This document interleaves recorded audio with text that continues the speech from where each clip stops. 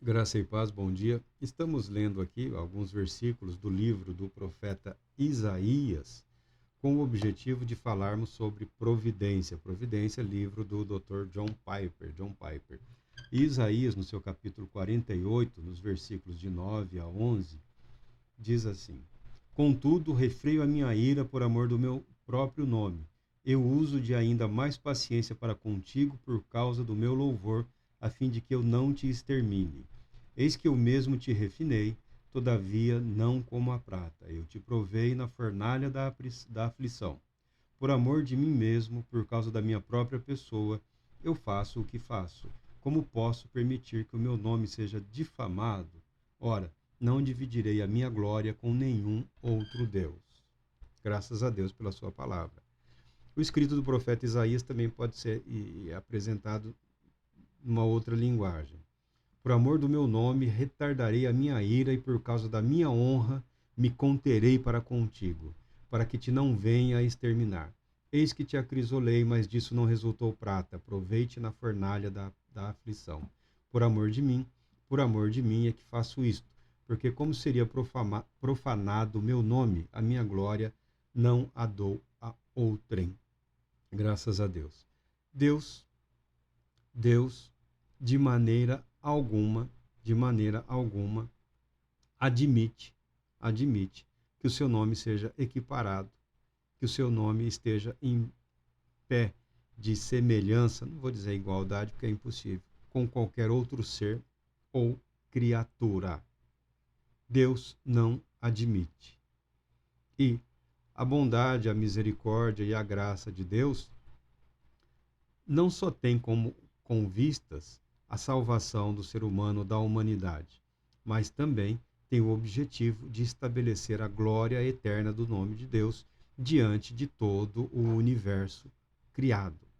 Isso o autor chama de autoexaltação divina. Nós somos ensinados que o orgulho, a soberba são pecados, e são pecados. Porque o ser humano não deve pensar de si mesmo além do que convém, ou seja, somos criaturas, somos humanos, né? Somos seres criados com um propósito é, estabelecido por Deus, que é a honra, o louvor e a glória do próprio Criador também, inclusive isso, tá? Então, nós temos essa postura que é correta. O orgulho, a soberba são pecados. Agora, no que diz respeito à pessoa de Deus, o ato dele exaltar-se é uma maneira de deixar bastante claro que Deus está muito acima, muito além da capacidade de compreensão humana. E o que ele faz não é só por amor a nós, não é só por amor a nós, mas é por amor ao seu próprio nome, para honra da sua própria glória. Deus estabelece propósitos superiores, muitíssimo mais elevados do que nós seres humanos. E isso choca algumas pessoas. Porque nós vivemos numa sociedade, num mundo, né, cultural, sociedade, cultura, o outro nome é mundo. Nós vivemos nesse ambiente aqui muito voltado a relações de consumo, relações de consumo. O ser humano, na condição de consumidor, ele é uma prioridade de grande parte da indústria e do comércio. Se você tem recursos para consumir, você é tratado de uma maneira especial, de um modo especial. Isso implica em uma maneira de compreender a realidade. E isso implica, muitas vezes, numa maneira um tanto quanto corrompida de se estabelecer relações pessoais, sociais, familiares, tá? Mas o que há de errado nisso? É a ideia de que aquele que tem mais pode mais, né? A ideia de poder em função daquilo que se tem e não uma vida em função daquilo que se é, daquilo que se é. O indivíduo, ele é pautado, ele é pesado, praticamente de forma literal, ele é pesado em função daquilo que ele possui. Ah, esse possui carros, apartamento, né? Ele pesa mais. A palavra dele tem um peso diferenciado. Não deveria ser assim. Não deveria ser assim. porque isso corrompe a verdade, corrompe a justiça, corrompe a ideia de retidão e de equidade. E, em termos espirituais, coloca muitas pessoas numa situação de pecado, de mesquinharia, de arrogância, porque a pessoa acaba achando, acaba imaginando que as devoções, as afeições religiosas, a oração, o jejum, a meditação, a leitura da Bíblia, a meditação na Bíblia, o exercício dos dons espirituais, o bom uso dos talentos recebidos por Deus, o bom uso dos recursos disponibilizados por Deus graciosamente, são uma maneira de nos relacionarmos com o Todo-Poderoso da mesma maneira em que vivemos na nossa sociedade, como se fosse uma relação de consumo, uma relação de troca. Eu te dou louvores, eu te dou adoração, eu te dou dinheiro, eu te dou jejum, e o Senhor é obrigado a corresponder a tudo aquilo que eu estou oferecendo. Infelizmente, é esse mecanismo que muitas pessoas exploram. Mecanismo que nós chamamos de mundano exatamente por isso, porque não corresponde à verdade do que está revelado na palavra de Deus. Todo dom, todo talento, toda habilidade, todo recurso que o ser humano conseguiu conquistar são bênçãos de Deus. São bênçãos de Deus. E devem ser utilizados, sim. Devem ser bem vividos, sim. E com o principal objetivo de se estabelecer a glória de Deus, e não a glória do homem, não a honra, não o louvor. Então Deus se exalta muito acima de todo o ser, criatura ou instituição que exalta a si mesmo. Deus se coloca de maneira muito além, muito acima. Apesar de toda a dificuldade que esse pensamento, que essa doutrina possa criar na cabeça das pessoas, ela não é ruim. Ela é ótima. Ela não tem o objetivo de criar embaraços. Ela tem o objetivo de criar segurança, de estabelecer uma postura equilibrada e saudável no que diz respeito à vida, à jornada cristã. Porque eu sei que os meus esforços em relação a Deus serão bem-sucedidos. Porque você sabe, porque você pode saber, porque você tem condições de saber que a graça de Deus que atua na sua vida vai conduzi-lo para a glória eterna, para a vida eterna. Porque Deus garante que está no controle do processo. Marco, mas se você fala em liberdade, eu falo. Nós somos livres, por isso nós somos responsáveis pelos nossos atos, pelas nossas decisões. Se somos livres e responsáveis, podemos ser responsabilizados, ou seja, punidos, julgados com retidão, com justiça. Nós somos livres. Nós somos livres. Mas a nossa liberdade só existe porque existe um Deus que atua além da nossa liberdade, muito acima da nossa liberdade. Um Deus que é capaz de levar em consideração os nossos atos livres, de maneira a nos conduzir à vida eterna, à viva esperança que há em Cristo Jesus. Porque se Deus não estivesse garantindo que a nossa liberdade nos conduziria no caminho que Ele propôs, certamente nós falharíamos, nós tropeçaríamos, como o ser humano volta e meia falha, tropeça e cai. Então, quando a Bíblia mostra um Deus soberano agindo livremente em função da sua própria glória, isso não significa que ele esteja fazendo oposição ao livre exercício da nossa fé, ou que ele esteja manipulando a nossa vida, a nossa fé, o nosso viver. Em determinadas situações, como diz aqui o texto de Isaías, graças a Deus, o que prevalece é o amor de Deus à sua própria justiça. O que prevalece aqui é que Deus ama o seu próprio nome, a sua glória, o seu divino poder. Porque se ele levasse em consideração as situações pecaminosas, diversas, que afligem a humanidade, ele derramaria de uma forma sem limites a sua ira. A glória de Deus diz respeito ao livre exercício de Deus de todos os seus atributos. Então Deus é perfeitamente santo, justo, bom, pleno em amor. Essa plenitude que há somente em Deus, nós não conseguimos compreender completamente. Nós não conseguimos compreender e também não precisamos compreender ou entender absolutamente tudo.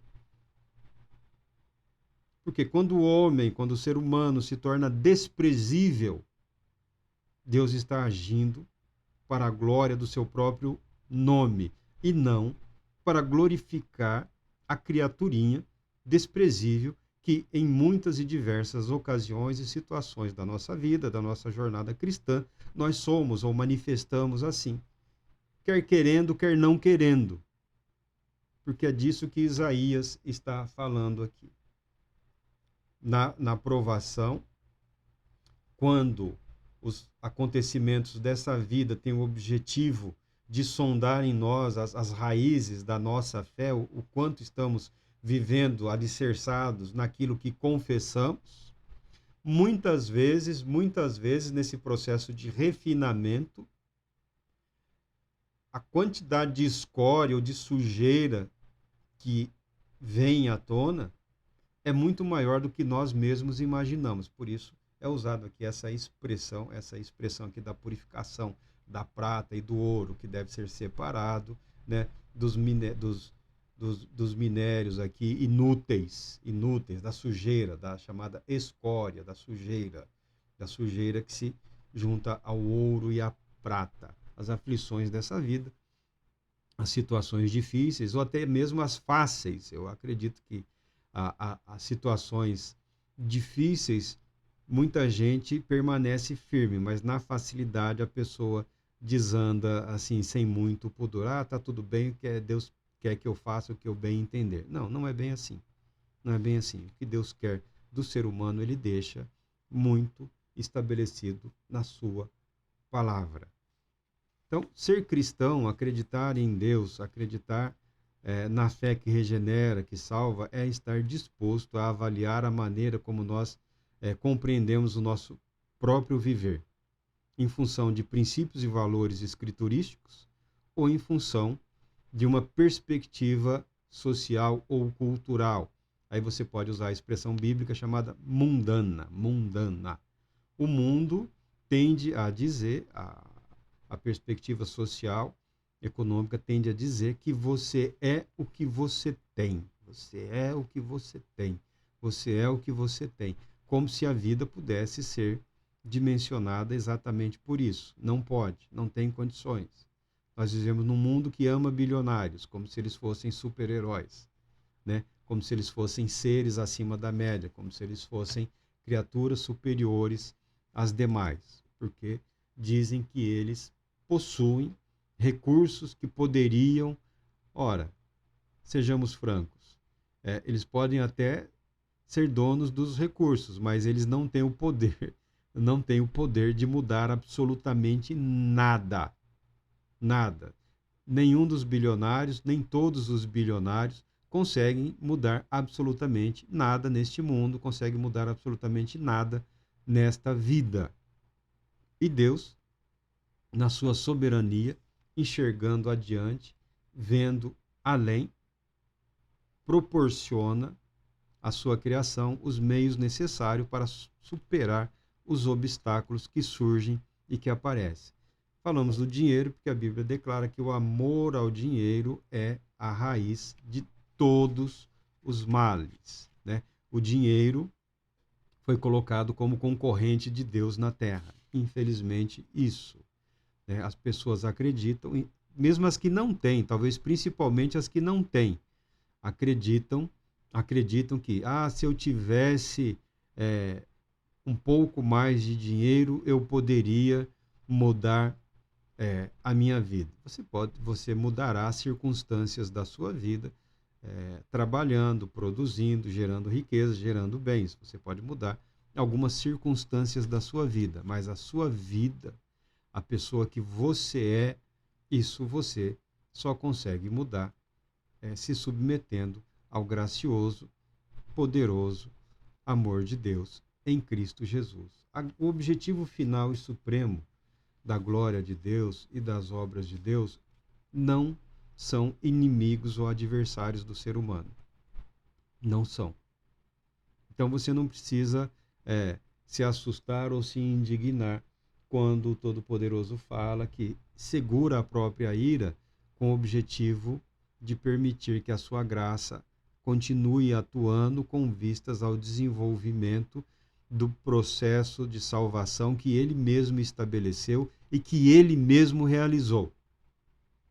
O ser humano pode salvar a si mesmo? Não, não pode. O ser humano não pode prover salvação, porque o ser humano não tem condições de prover um Salvador, um Redentor, que esteja à altura de Cristo Jesus.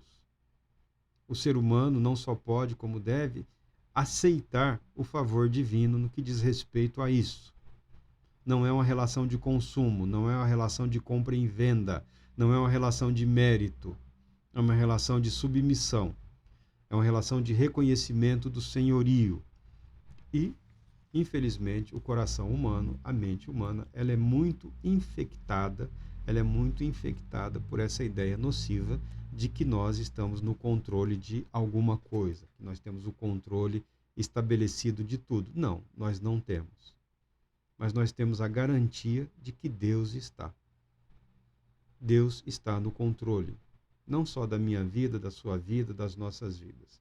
Está no controle das nações, no controle dos povos sobre a terra, no controle desse mundo, no controle absoluto de todos os mundos, garantindo que o que ele propôs se concretizará, se realizará.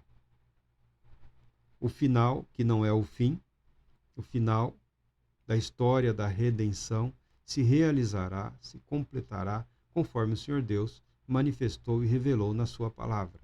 Na sua palavra. Isso deveria servir para nós como uma garantia, como fala o apóstolo, como uma âncora, né?